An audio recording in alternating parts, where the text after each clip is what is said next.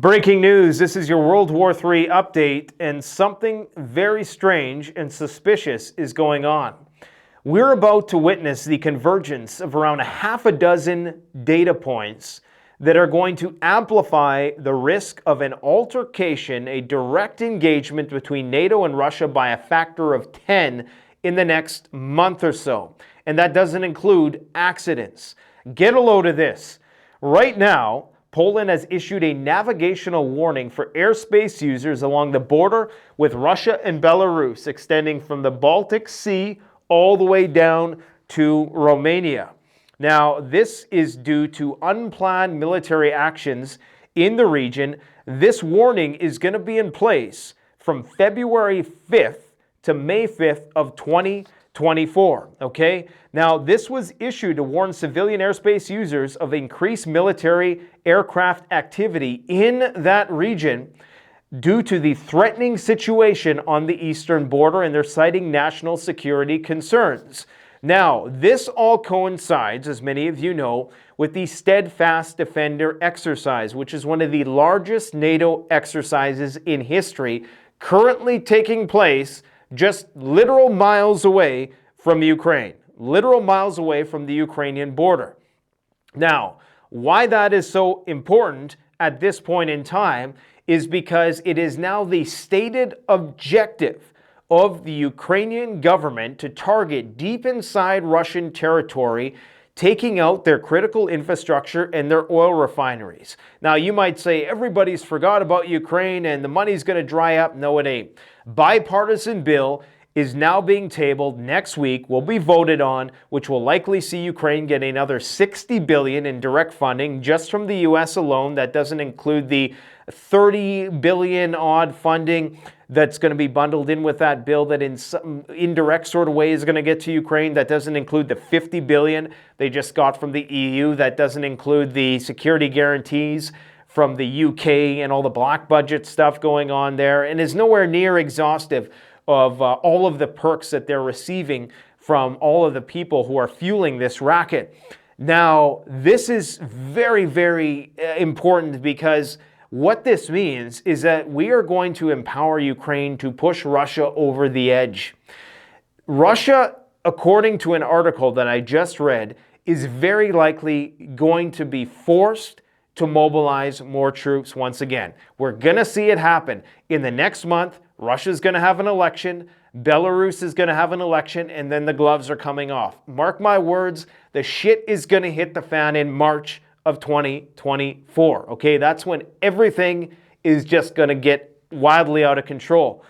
In addition to that, we have rumors, and not just rumors, leaked information about war game scenarios that have been practiced by NATO, one of which was a scenario in which a war was projected to start in some way, shape, or form between Russia and some member of NATO in February of 2024, and it was going to reach its climax in January of 2025, where we would be directly fighting the Russians. That was leaked by a German news agency, Bild.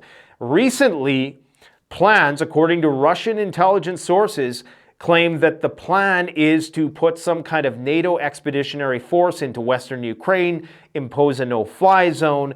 This would give the Ukrainians, who will then have numerical superiority, to free up their soldiers to go and fight the Russians on the front line. So the idea is that NATO is going to come in the rear, okay, fortify the rear, which means that Russia is not going to be able to take out Ukraine's industrial base, which effectively is going to make Russia fighting NATO. They're going to be interoperable, interchangeable, indistinguishable at that point in time. I'm talking about Ukraine and NATO. And that is when all hell is going to break loose. So we have all of this stuff happening. Meanwhile, GPS jamming abound all around Kaliningrad. And the purpose of that is Russia is jamming NATO's GPS right now in order to interdict shipments of supplies and weaponry and materiel into Ukraine from Poland and the surrounding countries there. I'm telling you guys, the shit is going to hit the fan. And right when you see the markets start to tank in a persistent way, watch out for this. Watch the markets, man. You know, I was doing some research on 2020. And occasionally I'll go and I'll look through the archives of news articles, because if you really want to know, how the news cycle runs and how the game is played, you have to go back a few months and look at things that nobody was thinking about at the time and try to put it in context. And when you go back, you realize that on February 10th, that's when the market started to tank in 2020, okay, before the pandemic was declared a pandemic. It was February 10th. And if you look at the news articles on that day, there was nothing in the news that signified at that point in time anything that should trigger a market plummeting, okay? It was just, yes, there were these cues, right, that you were probably picking up on if you were a financial analyst, if you were, somebody who was in charge of a hedge fund. These are things that you're seeing. But in terms of the news cycle, the public awareness, there was a suppression of whether this thing was going to blow at that point in time. If you recall, early February, they were trying to downplay this thing. They were saying, don't worry about it, right? And then the market just started tanking, okay? And it wasn't until March 11th that the pandemic was actually declared, a few days after that, that phony baloney bull run, market melt-up started. And the inflation and the money started printing, right? So what I'm saying is, when you start to see that market go down persistently, war is right on the horizon. I say it'll give you maybe a month or so lead time. Now, Donald Trump came out today and he said that he thinks Iran is going to get a nuclear weapon in 2 months. He riffs a lot. He shoots from the hip. I don't know if he was speaking literally or if he was just speaking hypothetically.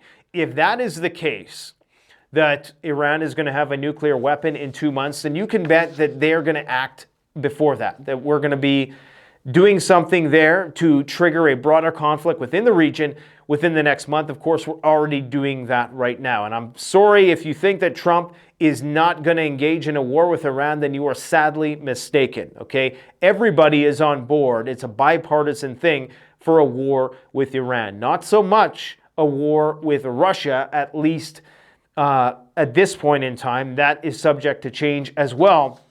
But that is what is potentially developing on that scene. It's very likely that the war with Lebanon and Israel, that is a sure thing. That is 100% baked into the cake. It's going to happen. It's just a matter of time. They're talking it up. I was watching this long-winded rant with the IDF spokesperson today.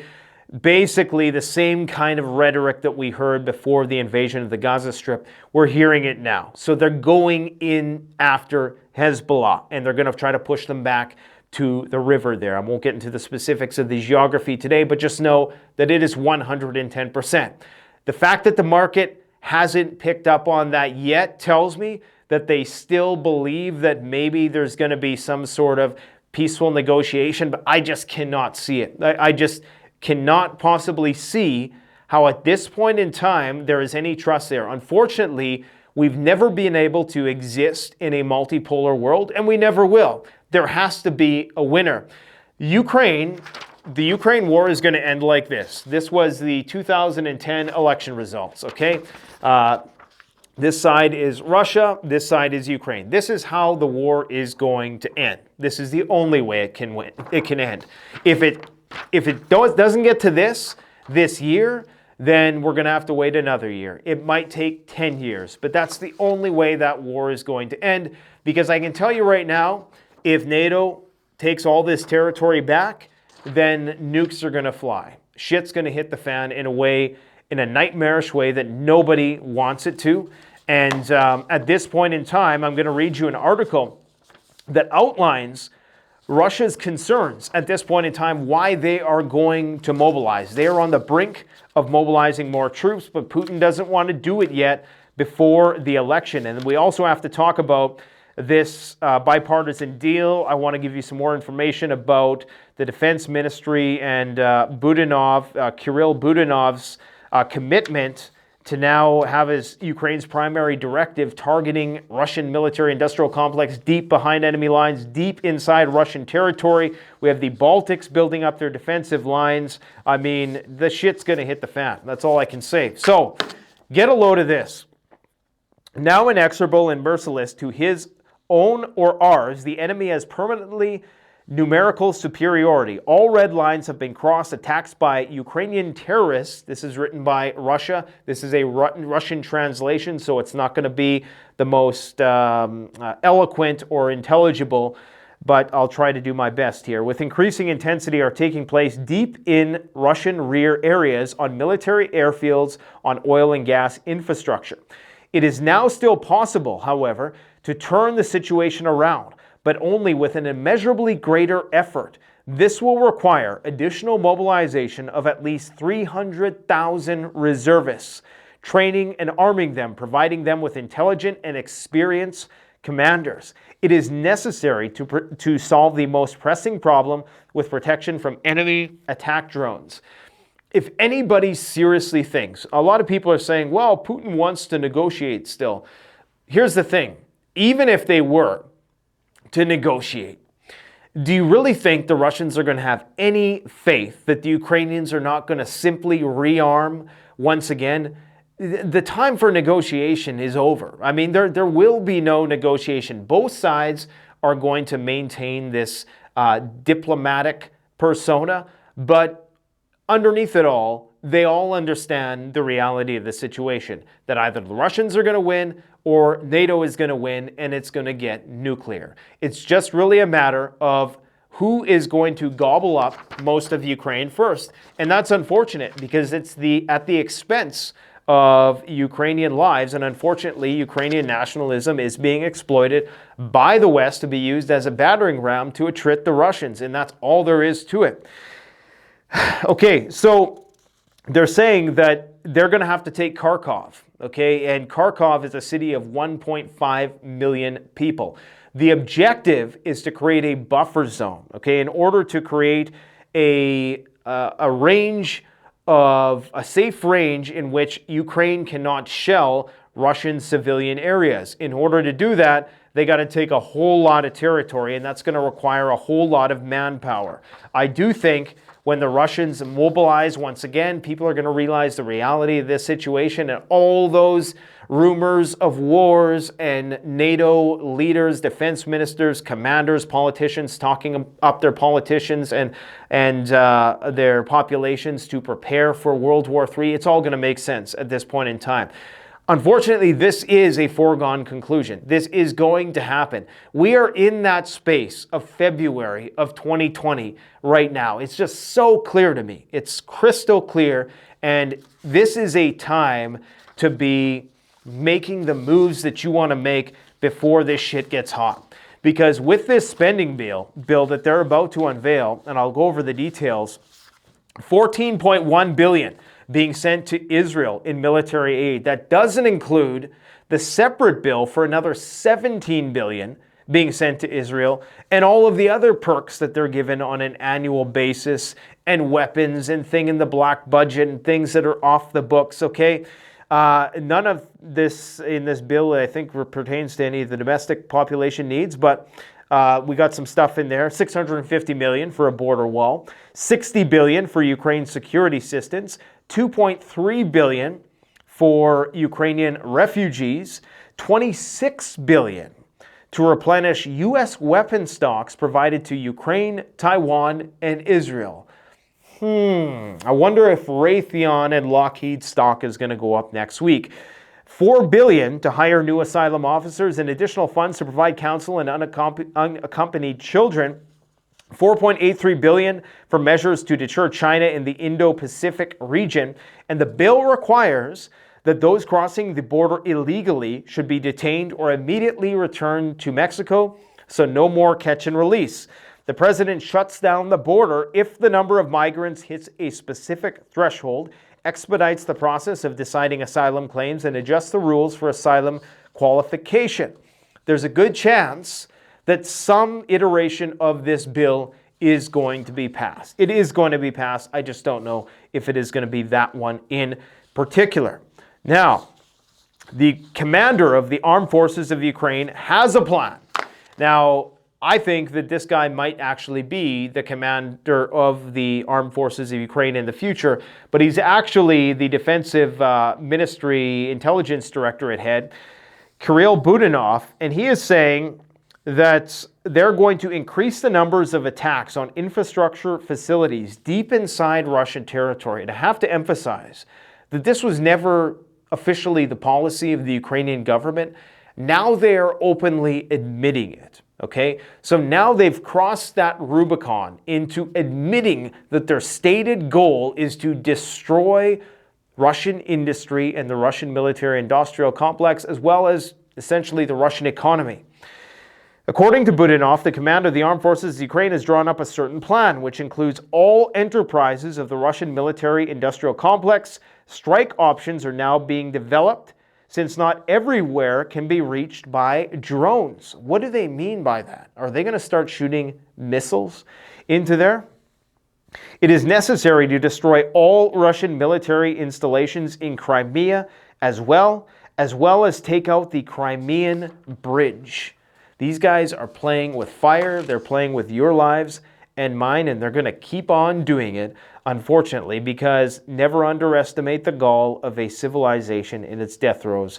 Former Chief of the Staff of the U.S. Vice President Bill Kristol wrote on social networks that the return of journalist Tucker Carlson to the U.S. should be completely prevented until the country's representatives can figure out what's happening. If you don't know, Tucker is in Moscow right now. Some are saying that he might actually be getting ready to interview Vladimir Putin. Now, these are just rumors.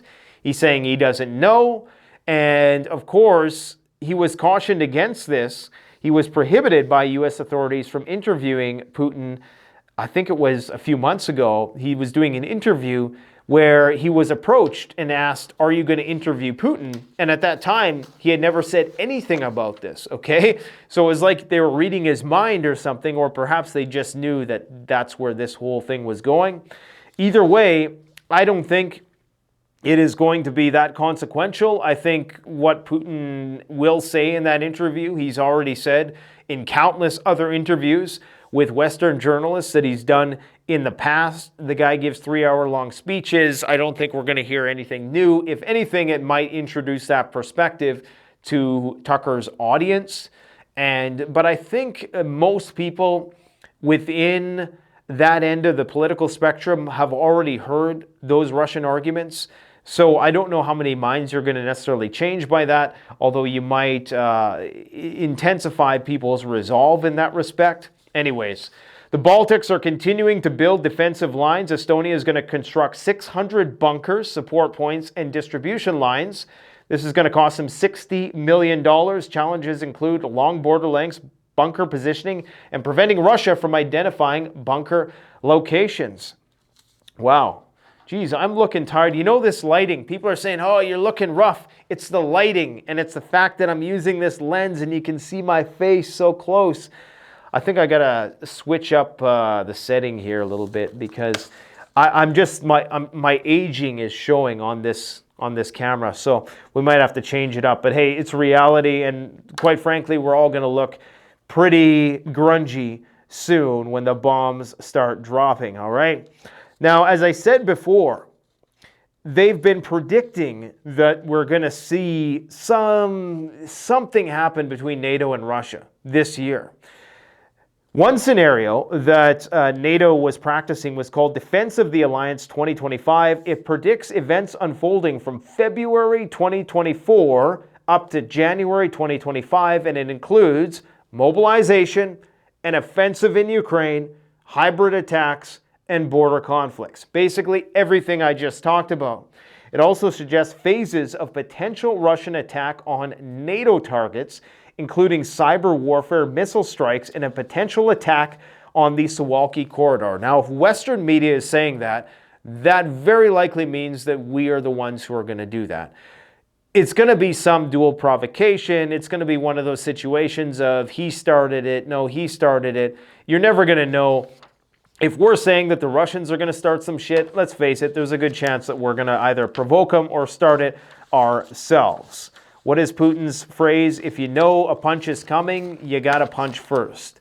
Donald Trump is saying that Joe Biden could start World War III in the next 9 months. Again, that could just be rhetoric. That could just be him trying to gain political points. I think World War III is a foregone conclusion. It's going to happen regardless of whatever puppet gets put in office. People don't want to hear that.